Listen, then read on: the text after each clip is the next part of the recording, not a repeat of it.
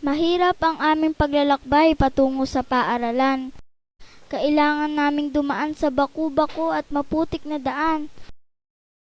Pagdating naman namin sa paaralan, babatiin kami ng pinto naming bakbak na sa kalumaan. Ang pag-upo namin sa mga silya kailangang marahan, mabuhay na kasi ang mga ito. Kapag mainit ang panahon, nagtitiis kami sa alinsangan. Mainit na ang yero ng aming bubong na walang kisame, wala pa kaming electric pan. Kung ganito lagi ang sitwasyon, matututo kaya kami ng husto?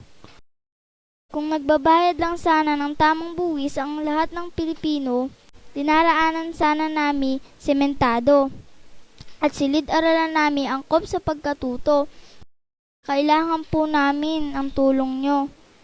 Tulungan nyo po kami. Tulungan nating maabot ang kanilang mga pangarap. Magbayad ng tamang buwis, dahil buwis mo ang pag-asa ng kabataang Pilipino, ang pag-asa ng bansa mo. Isang paalala mula sa Bureau of Internal Revenue.